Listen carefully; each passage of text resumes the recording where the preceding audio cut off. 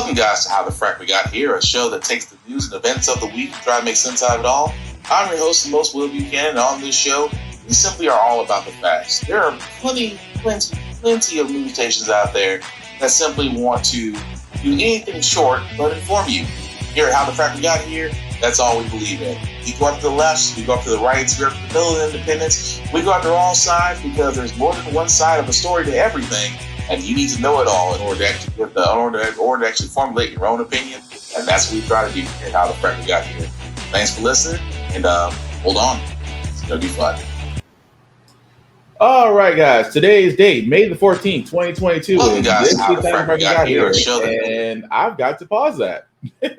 Sorry about that, guys. Today's date, May 14th, 2022, and this is How the Frack We Got Here. I'm your host, the most Will Buchanan on How the Frack We Got Here. We do take the events of the week and try to make sense out of it all. Before we get started, guys, let you know that we are a family-friendly podcast, at least we try to be. However, sometimes words do fly at the same time. There may be things that might be shown that might be too intense for younger viewers, so viewer discretion is advised. That being said, how do we start this wonderful weekend off? Well, you know, this week started off with a leaked document about abortion, about Roe v. Wade being overturned, and which led to protests outside of several Supreme Court justices' homes, mainly the ones of Kavanaugh, Alito, and Chief Roberts.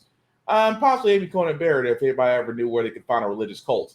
But aside from that, Republicans who have been anything but saying the word no, and even pushing for abortion rights on nationwide ban, if you believe Turtle Moscow Mitch McConnell, Tom Cotton, a very infamous Republican, has came out and sat there and said that those who are protesting outside the homes of Supreme Court justices should be called to be arrested and prosecuted. I wish I could make this up.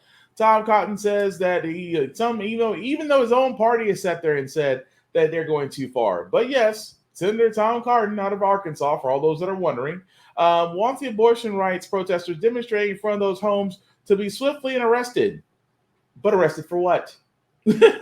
I mean, it's not disruption. It's not disruption of the peace, because for all those that ever do remember from the midweek podcast, from the review that we did, that yes, they did protest. Yes, they were outside the homes of Supreme Court justices, but at least they didn't barrage. At least they didn't break windows or try to go into their homes or try to take property. Oh, I believe those are the white supremacists on January 6th that did that with the Senate. But even his own people of his party saying that yes is going too far, which is kind of a stretch for a Republican Party that believes in the power of small government, but believes in pushing their Christian theocracies upon everybody else. There are just some things that are just comical, and I do mean utterly, utterly comical. But what's not comical is the fact of not only are they trying to push every woman to basically be a part of the Handmaid's Tale, but because of what's going on now, there is another shortage out there that is currently affecting the states, and it's actually affecting the same area to where they want women to basically breed mares. The baby formula shortage, something that I never thought I would say on my nearly 40 years on this planet, that there is a shortage currently on baby formula. Tonight, the Biden White House under growing pressure to act, with millions of families unable to get infant formula. Our message to parents is, we hear you, we want to do everything we can, and we're going to cut every element of red tape. Parents like Haley Rubble say they have no choice but to hit the road to find the formula her 8-month-old son Isaac relies on, driving up to 4 hours to track it down. We've searched shelves from Texas to Colorado to Oklahoma to Kansas City, anything and everything, and they're empty.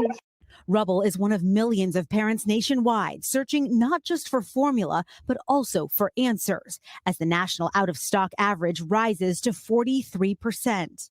Congress calling emergency hearings, saying the situation is alarming, with the administration now considering the use of the Defense Production Act to address this shortage. I think when you look at the Defense Production Act, you have to ensure that it would actually achieve what you're trying to achieve. And so we're also looking at that as well. The White House is also urging state and federal regulators to crack down on price gouging.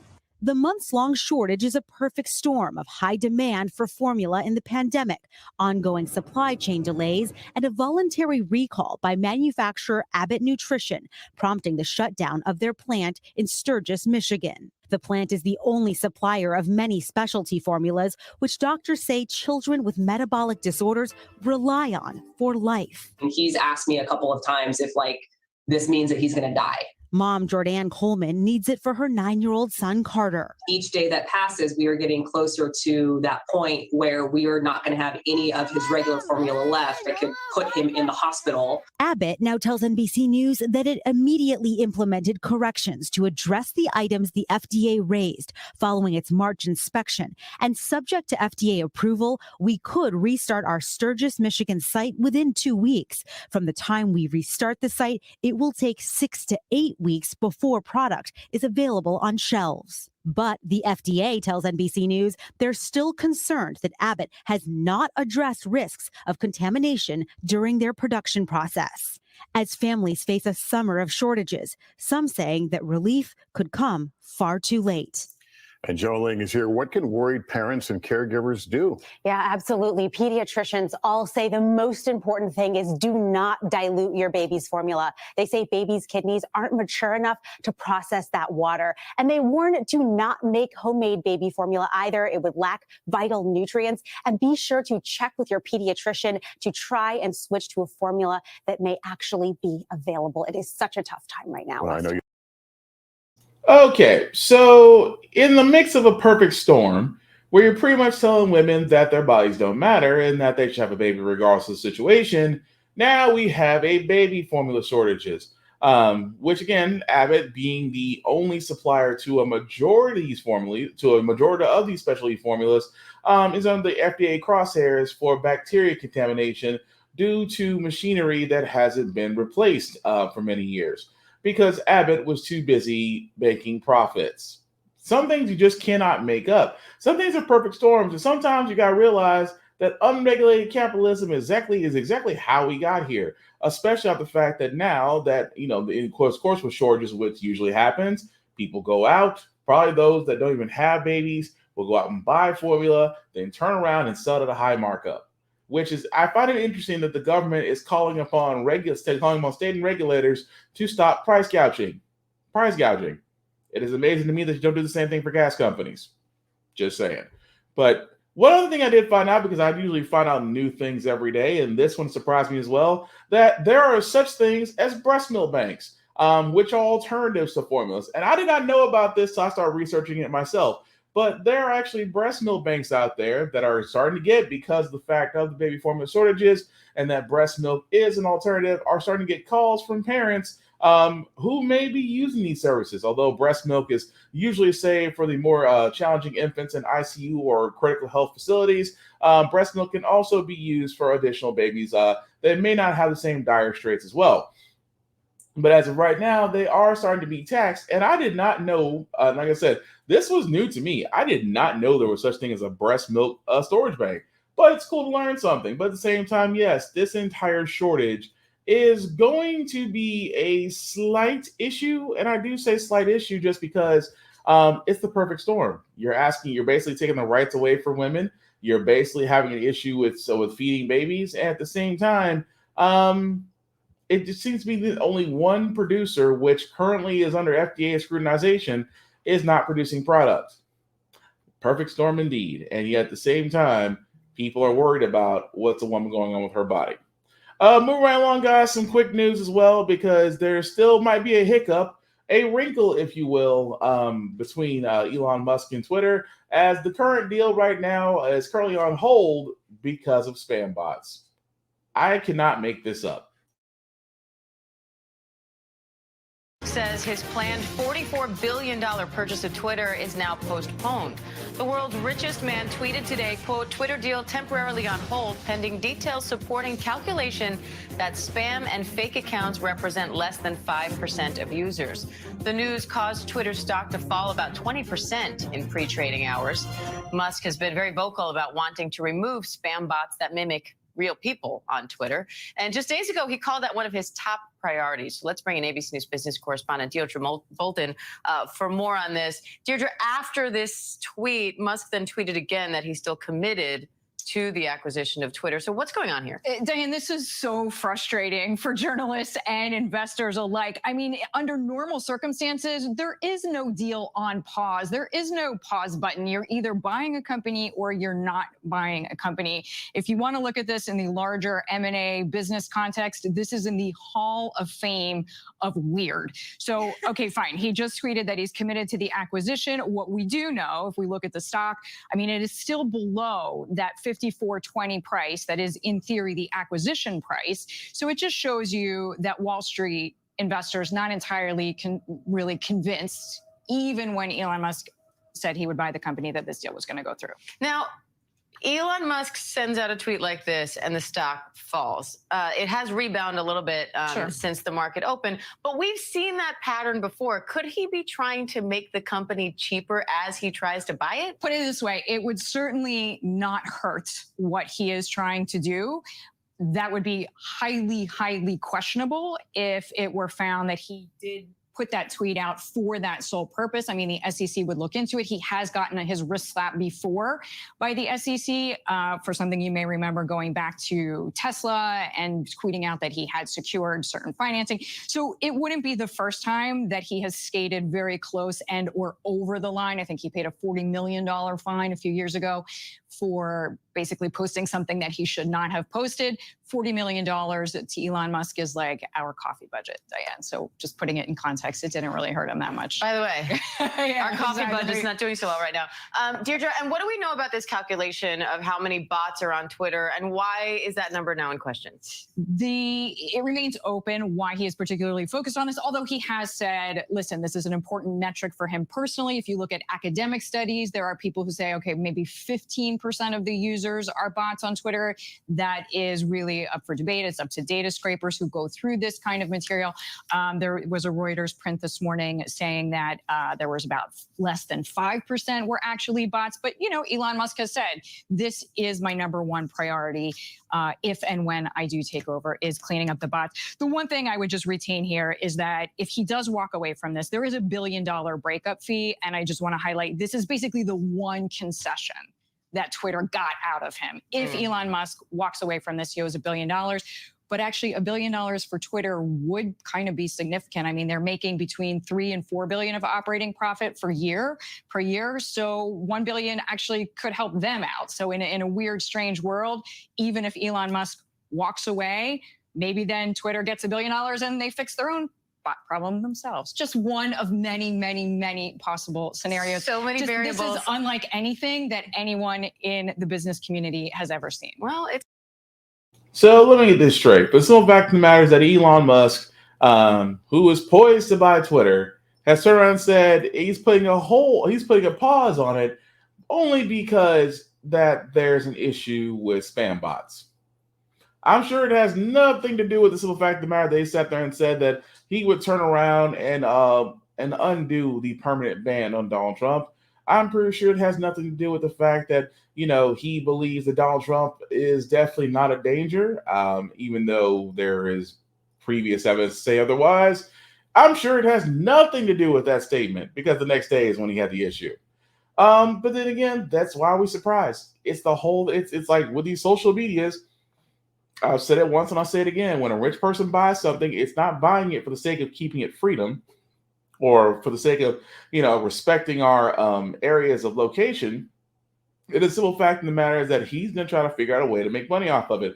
If you're investing like $45 billion to buy a social media platform, you are not buying it just for shits and giggles. You are buying it to monetize off of it, or to, you know, delete the tweets, as they say. But to sit there and say that your deal is on hold because of possible spam accounts taking up nearly 5% of all Twitter accounts, yeah, that's kind of weak sauce. We know what it is. Your statement about undoing Trump's ban is basically not what the world of Twitter wanted to hear.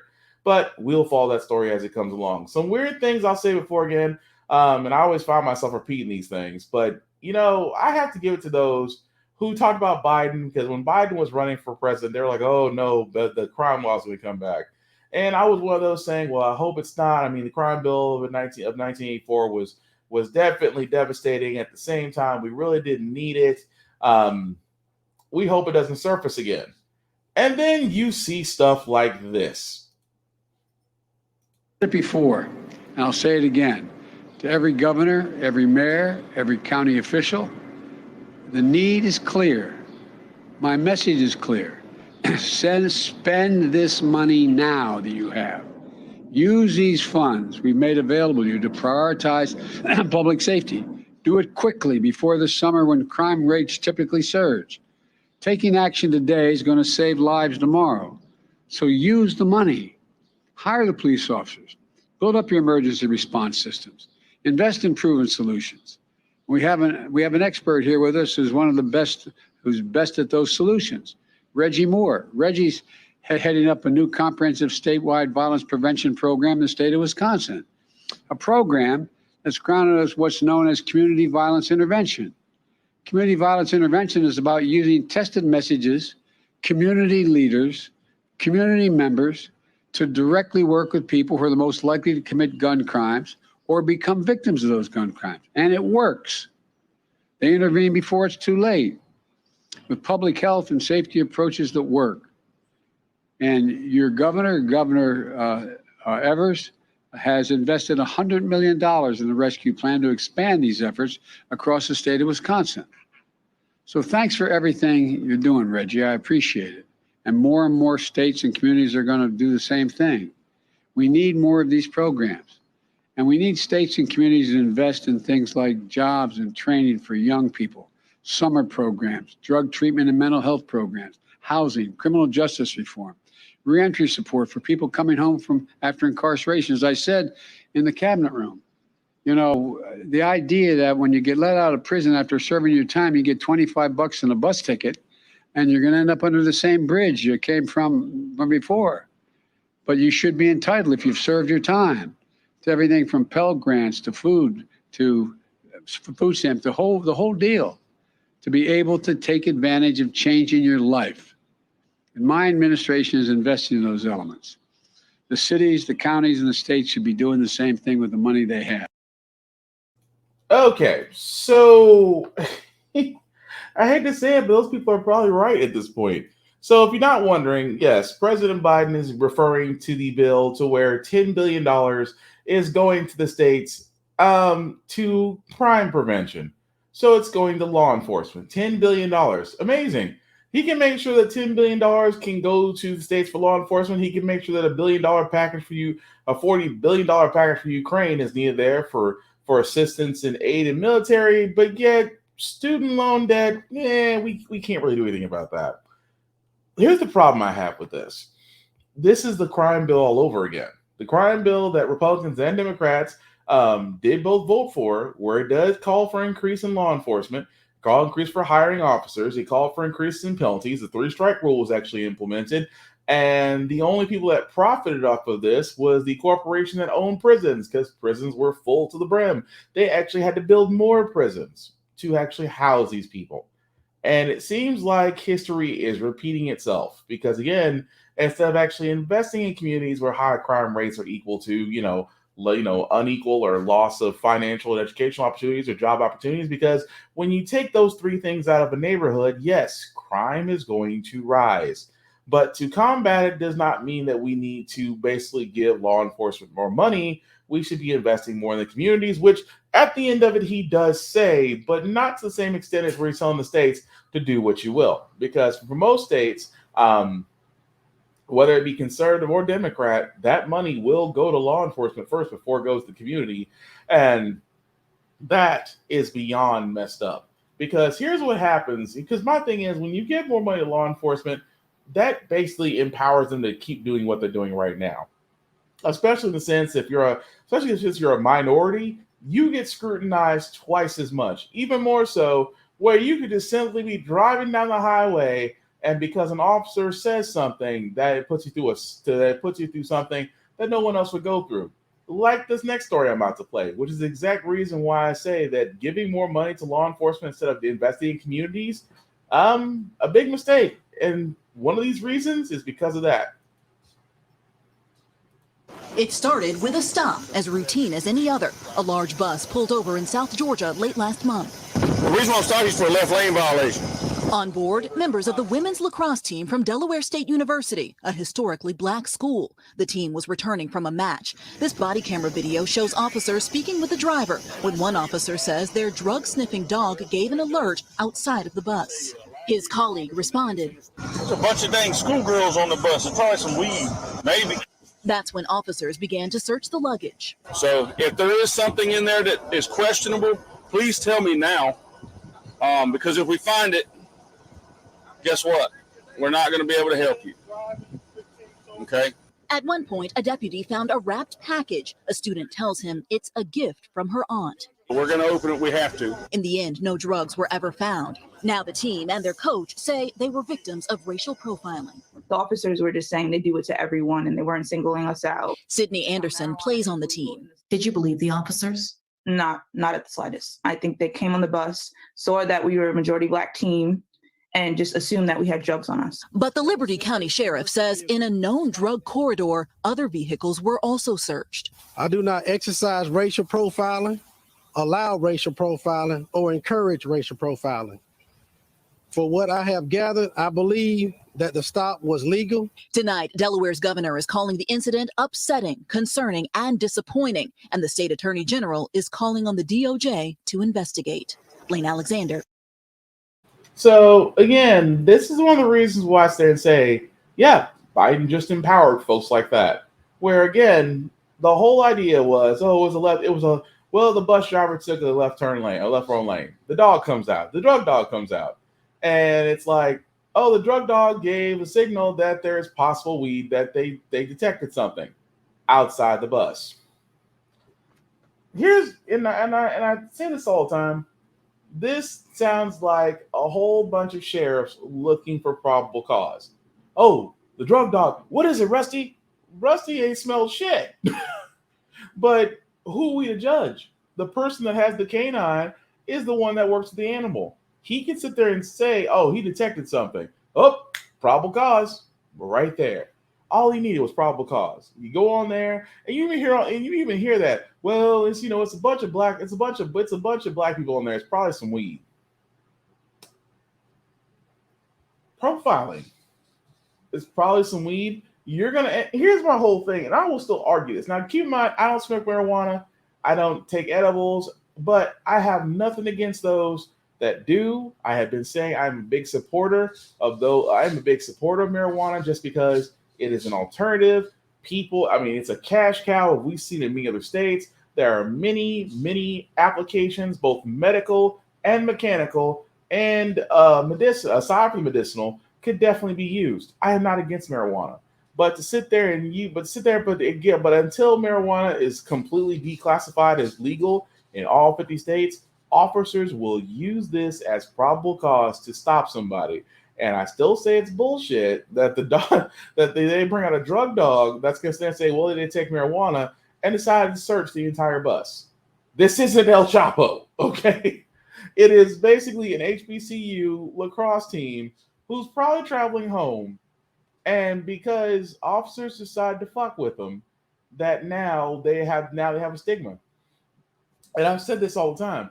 Had those officers sat there and said, well, the dog detected something, we just need to, we're going to do searching.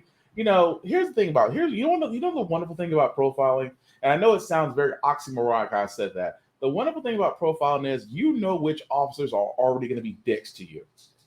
They can sit there and be calm about it. Hey, drug dog detected something. Now, if you have something, okay, tell us now. If you don't, because you know what? If we find it, we can't help you no more. Okay? We can't help you. We can't help you. And and for all those that are wondering, it's stupid. It's stupid because number one, you didn't find anything. So what did the dog detect? Oh, Rusty? What'd you find, Rusty? What'd you find, boy? His ass. Rusty found his ass. And that's what made you think. Or like I said before, the officer handling the dog. Who's not to say that he just didn't sit there and say, well, Rusty detected something. Rusty's like, I didn't detect shit. But again, it's that probable cause. And that's all they need, because in the event of anything being searched, if they can find probable cause, that's the green light for them to search your vehicle, regardless of your consent.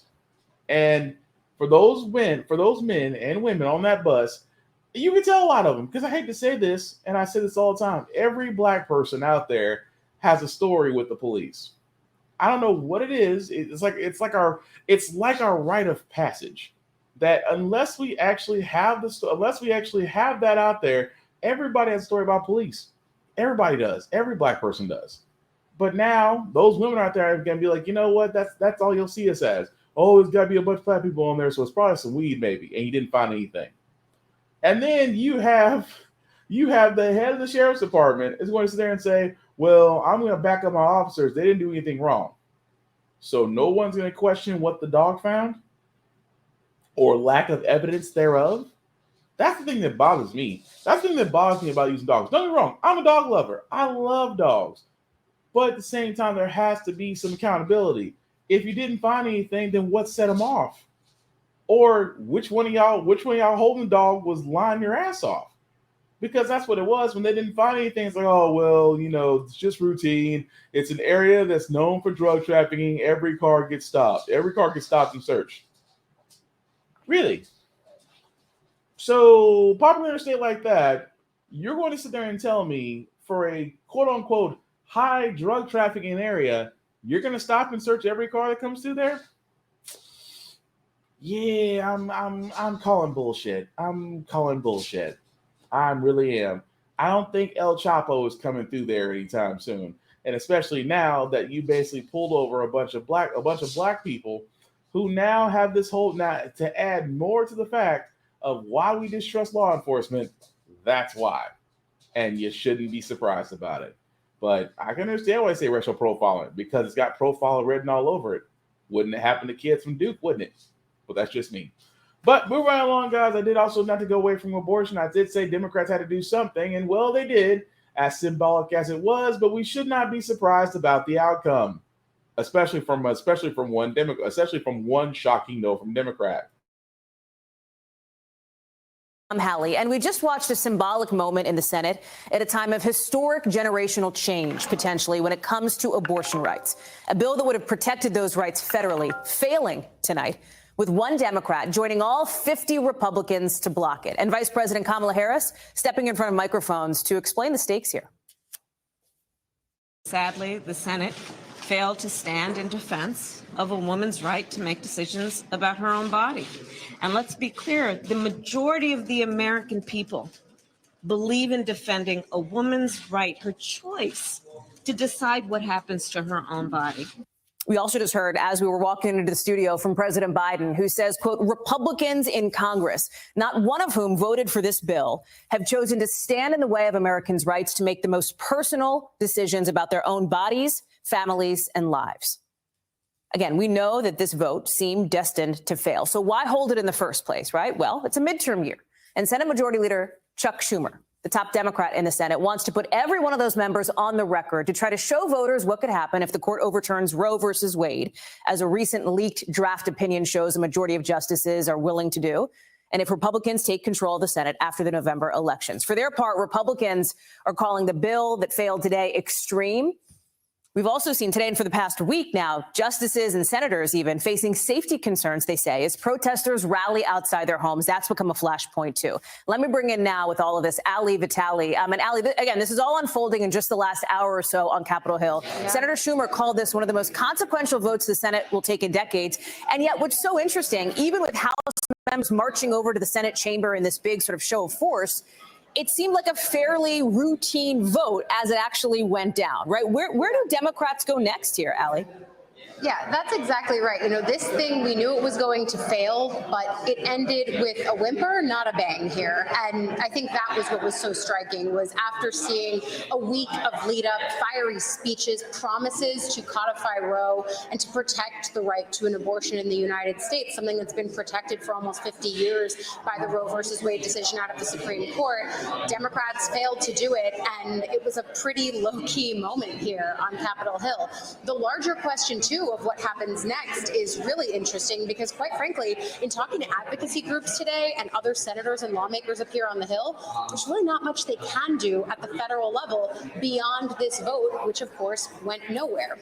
Which is why you see now everyone pivoting to November. I asked Vice President Kamala Harris that question here when she just came off the Senate floor. She said that this is now a midterm issue. It's the same thing that we heard from Chuck Schumer, the same thing we heard from Patty Murray, Elizabeth Warren. The list goes on here, and they're all trying to make this turn not just about Republicans, but MAGA Republicans. You've heard this term from President Biden. You're hearing it now echoed by Democrats here in the Senate. That's the message that they're trying to take into November. Extremist conservative positions, pointing to what the states are doing, because remember, you and I talked about this earlier, there's a divide between what state Republicans are doing and DC Republicans on this issue, but nevertheless, that's the way Democrats are going to try to play it. Well, listen, Democrats are looking ahead to the midterms, Allie. So are Republicans here. You had the top Republican in the Senate, Mitch McConnell, calling the bill that failed today extreme and radical. There has traditionally been this intensity gap over how much reproductive rights and access to abortion fires up voters in both parties to get to the polls. Republicans think that might give them the advantage, unless, of course,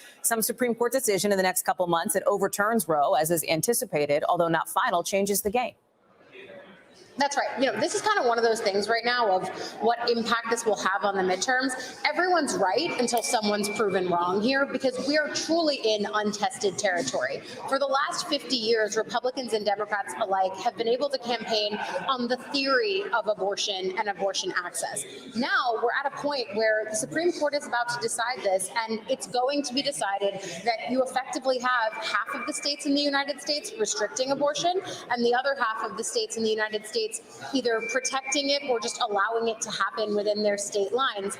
It ends up being just a real patchwork nationally. And it's why the messaging is not just to elect Democrats federally, though certainly that's the message that we hear out of this building all the time, but it's also going to be how this ends up playing in statewide races. This is really going to roil gubernatorials, for example, Hallie. As you have been talking, Allie, we have heard something interesting that relates to all of this from the Department of Justice, right? And this speaks to what we've seen, these protests outside the home of some conservative Supreme Court justices. The Attorney General, Merrick Garland, again, a member of the Biden administration, saying that this is from the DOJ, a spokesperson, saying that the Attorney General continues to be briefed on security matters related to the court and justices and has directed the U.S. Marshals Service to help ensure the justices' safety by basically giving additional support to make sure that they are safe and secure. This has been something we've heard a lot about, particularly from, the GOP side of things, who says it's not appropriate. Democrats say, hey, a peaceful protest. Some of them say if it's a peaceful protest, then that should be okay.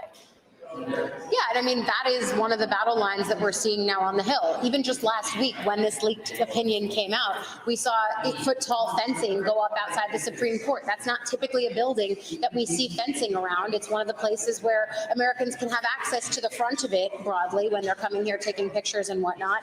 That was clearly a sign of security concerns. And then, of course, over the weekend, we saw protests outside Justice Roberts' house, Kavanaugh's house, Alito's house now in recent days. And, of course, then there's Senator Susan Collins, who was upset by some chalk work that was done outside of her home in Maine. So this is one of the fault lines Republicans are trying to make hay out of. But again, it all sort of clarifies the fact that they are not running to make this essential issue in the midterms. For them, they'd rather talk about inflation. Democrats would rather talk about this. All right, so that was a lot. It was a lot. But at the same time, the part that you should be getting out of this is like, well, why did Democrats try in the first place? The Democrats didn't really get very far. 49-51. We expected every Republican to vote against this. Lisa Murkowski and Susan Collins were probably the least, I guess, quote unquote, liberal of the bunch. But the reason why they didn't go with it was because, well, they say it's too broad. For all those that don't know, that the Democratic bill is basically just codifying the current standings of Roe versus Wade. Nothing new was changed into it. They say it's too broad because in the event that, let's for example say that if your religion prevents you from doing something, then currently under Roe versus Wade, religion has nothing to do with it. So therefore, Republicans have a problem with it. Why?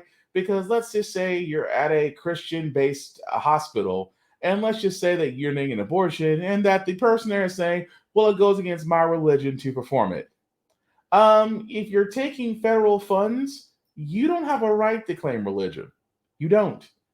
And that's the one thing I will always keep saying. Hospitals, St. Thomas here, Holy Mary Presbyterian here, if you're taking federal assistance, leave your religion at the door. It has nothing to do with the fact that if a woman comes in and wants to make a choice about her body, and if your religion bothers you to perform whatever services that she needs, that she is well within her rights to get, maybe you're in the wrong profession.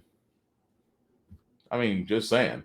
But again, all Republicans, we're not surprised. All Republicans voted against this. Lisa Murkowski and Susan Collins expected this. But the shocking thing out of all this, the reason why, well, if all Republicans voted against it, why is it 59-40? Why is it 59-40, 49-51, but it's not exactly 50-50? Well, good old Joe Manchin, the gift that keeps on giving the Republicans, good old Joe Manchin voted to block the legislation. That's right, ladies and gentlemen, especially for all those women in West Virginia, your own Joe Manchin voted against your rights over your own body. Love to see you guys during the midterms when he tries to explain himself, because yes, as the journalist did point out, the midterms are coming. And I've been saying this, we're 4 months away now. 4 months away from the midterms. I said at one point that Democrats had a very difficult task ahead of them. I did. Just because they don't have a lot of wins, they don't have a lot of W's and wins columns. They don't. Republicans who have done nothing this entire congressional session except say no and blame the Democrats and say no and blame the Democrats have done nothing, but they have to convince their voter base of idiots to vote for them again. So again, I am not surprised by this. But now, Democrats may have a shot. The abortion may be the rallying cry that they need, because now Democrats will have to not only come, like I said, Democrats have come forward and say, the Republicans have shown their hand. And I said, this is why I say at this point, the midterms is really the Democrats to lose. The reason why I say that, Republicans have already shown their hand. Every Republican out there has voted no on abortion. Every Republican has sat there and said to the American people, we don't care about you women. You're going to be our breeders. We don't care how you got the baby. You're still going to have it. Every Republican says that. Mitch McConnell has came out and sat there and said, if Republicans get the House or the Senate or both, that they will push for a nationwide ban on abortion. The party of small government is going to use government to force their beliefs on others. If this is not a big FU from Republicans to women, I don't know what is. But what a gift it is to Democrats. Because now Democrats can sit there and say, and if I was them, they're going to stomp on your rights as a woman. Women should be coming out in droves now. I used to say it all the time. Not just minority voters, but now women are going to come out, and women voters are going to come out in droves now. Why? Because they don't want the handmaid's tale to be an actual way of life. Democrats can use that as a rallying cry if they want to, but we shall see. Because again, I'm just surprised about the fact of the matter that they've gotten away with it this far.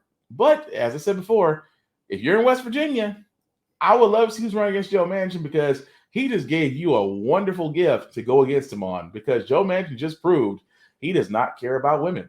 But another thing we wanted to cover, just as we covered the Honorable Kajani Brown Jackson becoming a Supreme Court Justice, the first African-American woman to do so, there is also another first for African-American women, that Lisa Cook, a name that I did mention a while back, has been confirmed to be a part of the Federal Reserve Board. One more bit of news to tell you about from the United States Senate tonight. The Senate confirmed tonight economist Lisa Cook to serve on the Federal Reserve's Board of Governors. She will be the first black woman to sit on the board since its creation over a century ago. She is an accomplished economist and a former member of the White House Council of Economic Advisors. But in order to confirm her tonight, Vice President Kamala Harris had to come down to the Senate to break a tie because, surprise, surprise, all 50 Republican senators voted against Dr. Cook, which means that even though the Democrats had the votes to confirm her, all 50 Republican senators made sure they were there for this nighttime vote, because they all wanted to be on the record voting against this accomplished economist to be the first black woman ever to hold this position. Priorities. I mean, again, I don't blame him for that. But yes, Lisa Cook, again, to be voted the first black woman on the Federal Reserve Board. And the fact that all Republicans voted against her and all Democrats voted for her. And that, of course, because of slim majority, a 50-50 in the Senate, that Minor Vice President Kamala Harris would be the breaking tiebreaker. Again, this is a first. Not only to have an African-American woman on the Supreme Court Justice, to have an African-American woman on the Federal Reserve Board of Governors, making her the first one since its 108-year history to sit on that prestigious area. And it should be celebrated because, again, Democrats can say they've done two things so far.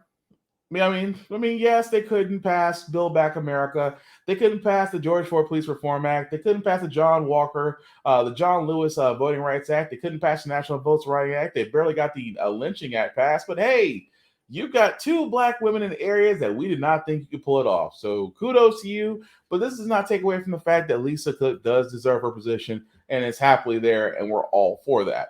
Moving right along, guys, you do remember about Florida's parental rights and education bill, otherwise known as the Don't Say Gay bill. Well, there is a proponent that is actually suing that, and that same person that is suing is a student who is graduating, and his story is quite interesting. Check it out. A brave and incredible student who is taking on Florida's so-called Don't Say Gay law. Xander Moritz is the first openly gay class president at his Sarasota high school. He is also the youngest public plaintiff in a federal lawsuit against Florida to strike down the law. The Harvard-bound senior has been a vocal critic of Don't Say Gay, even organizing a school walkout that hundreds of students attended. Here he is testifying against the bill at the state Senate. If you're doing this for Florida or the United States or for freedom, you are a false patriot, and we can tell. My name is Xander. I'm a student. I'm an activist. I'm a brother and a son. I'm a queer man, and all of me is threatened by this legislation. Tonight, in a stunning escalation, Moritz claims that he is being censored by his high school after his principal warned him not to mention his activism or the lawsuit in his upcoming graduation speech. He says that doing so would force the school to cut his microphone and halt the ceremony.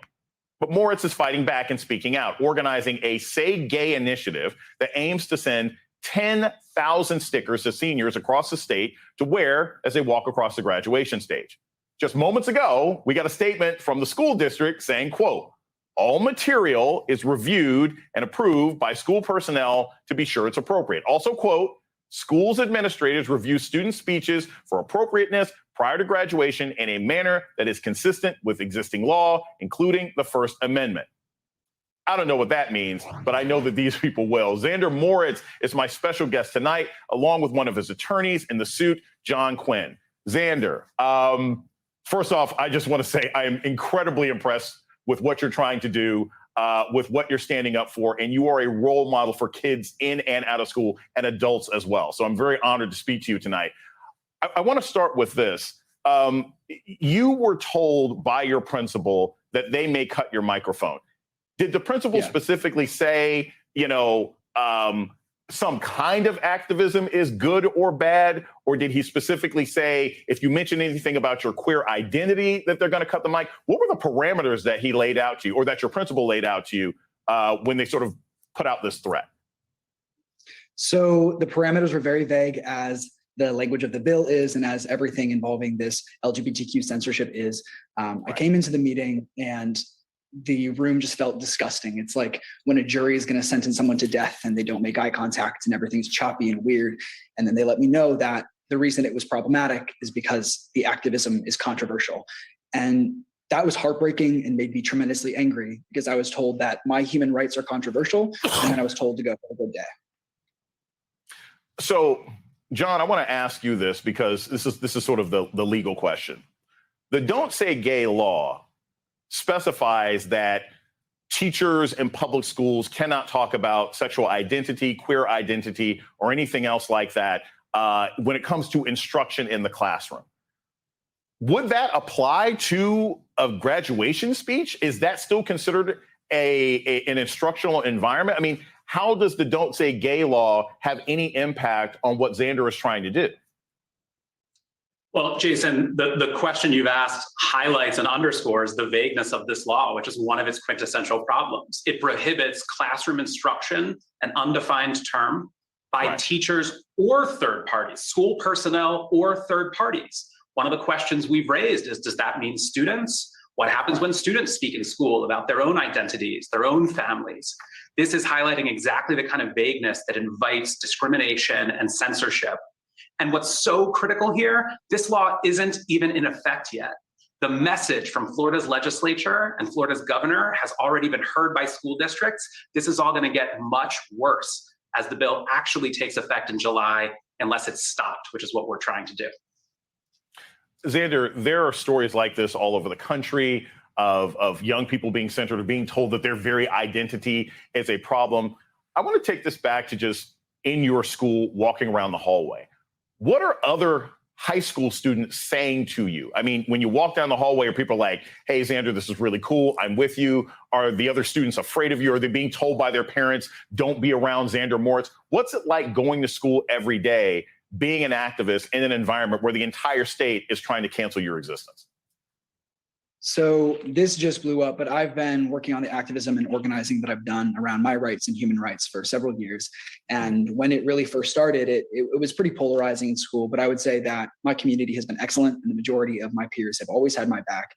I have a team there. If I have to run out for a call or do a meeting, I always have someone who will take notes, and everyone has been amazing. It's really the community outside of school that's a problem. I've had people come into my parents' offices screaming about me, looking for me, and it's really outside of school where that community is a problem. But my peers, the people that are in my generation with me, have had my back, and I'm just so grateful for it because I don't know if I could do it without them. John, so you're suing in order for Xander to give this speech and not be censored one way or another. But this is also going to be happening around the country. If there are parents out there watching right now, what would you want to tell them that they should be doing for their young people? Because this kind of censorship, it does happen all the time. Whether a student wants to talk about their sexual identity, whether a student wants to talk about their Black Lives Matter activism, whether a student wants to talk about their environmental activism, what would you advise a parent do if their son or daughter comes home and says, hey, the principal told me I can't talk about X? What should be the next step? Well, first, Jason, I'd clarify our lawsuit seeks to block implementation of this law throughout Florida. So not just for Xander, within the whole state of Florida, we're seeking to block this unconstitutional law.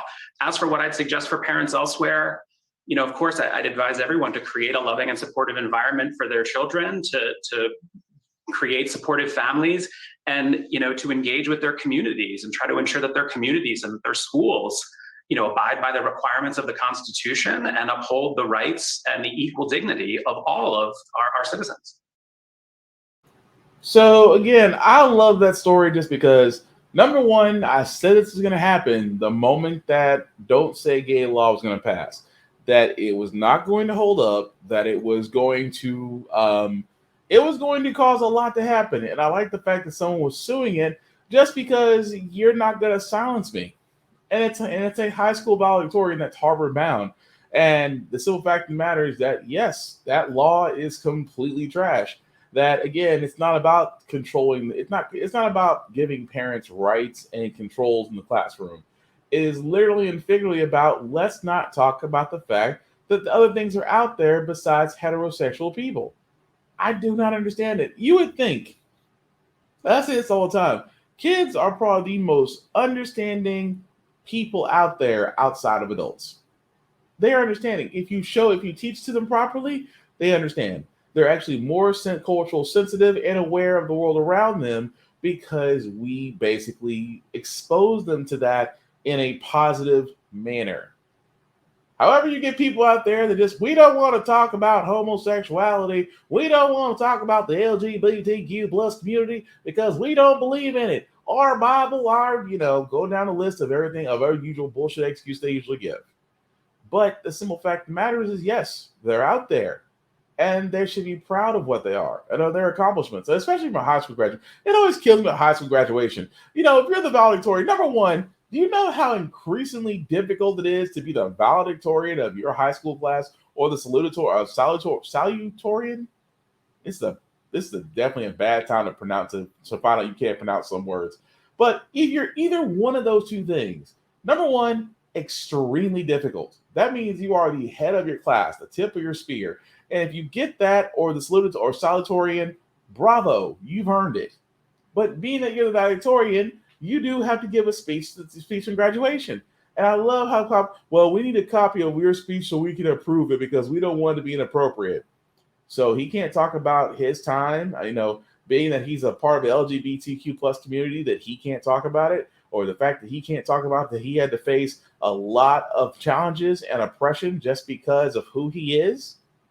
He can't talk about that. I hate to, God knows if it was a black person, he can't. God knows if it was a black person, they can't talk about the fact that, they may have had it unfair. They may have came the hard way up. They may have overcame some obstacles. They may have did volunteer work or did stuff at Black Lives Matter or any other activist group. They can't talk about that because why? Because for some odd reason, some parents seem uncomfortable when a senior tells the truth. When a senior tells their truth, they get uncomfortable. Why? Why do you get uncomfortable? Why do you get uncomfortable if an LGBTQ plus person says that, hey, being queer was a little bit harder, my route was a little bit different, I had to face some challenges? Why should that make you uncomfortable? If anything, that should inspire you. That should make you more aware of the world we're living in, that folks don't get a fair shot, not because of the fact of the color of skin for most of us, is the fact that, people come out to them and haunt them for their preferences. Whether they're binary or non-binary, whether they go by a different set of pronouns, whether they had two moms or two dads or just had a mix of all. But it makes people uncomfortable. I've never understood that. I've never understood that if a kid who has made it to that level, that stage, and is able to and earn the right to give that speech, I will never understand why a school has to come behind them and say, we need to approve what you're going to say so we can make sure everybody's comfortable. To me, that is utter bullshit. So I'm all for that. I am all for that young man not only suing Georgia, but hopefully he wins. I really hope he does. But keep in mind, election season, Florida, I know you're the current reigning champion of the Hold My Beer competition 2 years running, but again, you cannot silence those who are different than you and call it law. Simple and plain. But that being said, guys, we're going to go ahead and move on to our feel-good segment, because usually after Frack got here, we usually cover a lot of things that are doom and gloom, sometimes make you lose your faith in humanity. But hey, it's the weekend. Hopefully it's sunny and calm where you're at, and hopefully you don't have to work. And if you do, may it be a quick shift. But we want to give you guys some 3 stories that will give you some good vibrations, put you in a good mood, make you feel better about the world, and hopefully, really, aside from the thing already starting on me, really change some aspects about things. So hopefully these next stories will do that, because at first it didn't want to play, but I think I got it now. We're going to try it. Yeah, we're going to try it. Funny tonight here, America. Yep, there we go. Funny tonight here, America. Okay, David Muir wants to talk now. We're going to go to him. Strong, the valedictorian and the speech we won't soon forget. Tonight in Winter Park, Florida, a commencement speech like no other. It is definitely America Strong. Greetings to my fellow members of the elated class of 2022 and to the relieved parents, cheering siblings, and dear friends who supported us. Valedictorian Elizabeth Bonker delivering the commencement address to her class at Rollins College without speaking a word. Today we celebrate our shared achievements. I know something about shared achievements because I am affected by a form of autism that doesn't allow me to speak. Elizabeth was diagnosed with autism. She's nonverbal, but it hasn't stopped her. Going to school, learning, and communicating in her own way, using her finger to point to letters one by one, spelling out the words, finding her voice with computer-generated text-to-speech technology. God gave you a voice. Use it. And no, the irony of a non-speaking autistic encouraging you to use your voice is not lost on me. Because if you can see the worth in me, then you can see the worth in everyone you meet. Elizabeth graduated with a 4.0, majoring in social innovation and a minor in English. And right here tonight, Hi, David. Elizabeth, the valedictorian. We cannot speak, but we can hear, feel, and think. Just like the deaf use sign language, non-speakers who learn to type will no longer suffer in silence. And tonight here, Elizabeth, with a lesson for us all. Sometimes, it is the people no one imagines anything of, who do the things no one can imagine. Be those people. Be the light. Be the light, Elizabeth. And I just thought that was cool, because speaking from the side of Being the proud uncle of autistic children, I will always say this best: autistic children, there's nothing wrong with them. Each one of them, in my mind, is a genius, and you just have to, like I said, they've got the world figured out. You just have to just hang on and understand and get to know them. And trust me, they are some. And again, I know I'm bragging, but to actually see that and to see a nonverbal autistic person graduate and be valedictorian in their class, it's a beautiful thing. This next story again also deals with graduation. I did actually play this, during the midweek review because I'm not gonna lie, I was jealous as hell. I graduated college, but in this sense, these people are graduating with really a clean slate. You are debt free. You do not owe the college a penny. If you have a balance, you had a balance. You no longer have a balance. You are debt free. You do not owe the college a penny. If you have a balance, you had a balance. You no longer have a balance.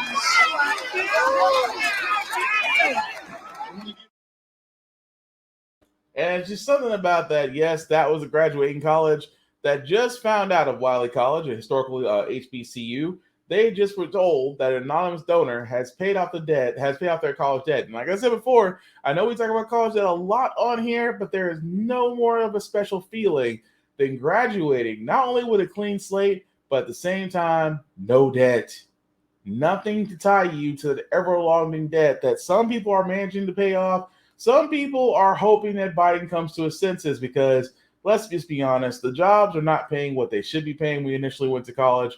But again, this is a feel-good segment. We're not trying to bring anybody down. Congratulations to that group of people and those who are graduating across high schools and universities in this period. Because usually about May is usually the season for graduation. So if you did graduate, congratulations to you. You have earned it. You deserve it.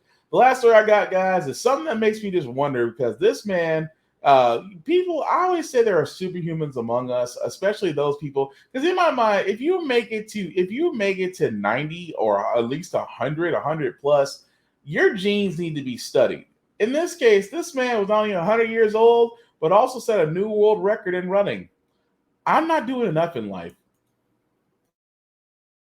Finally tonight, America Strong, how a 100-year-old man is crushing expectations and the competition. You're watching Lester Wright get into position at his starting block at the Penn Relays last weekend. 100 years old.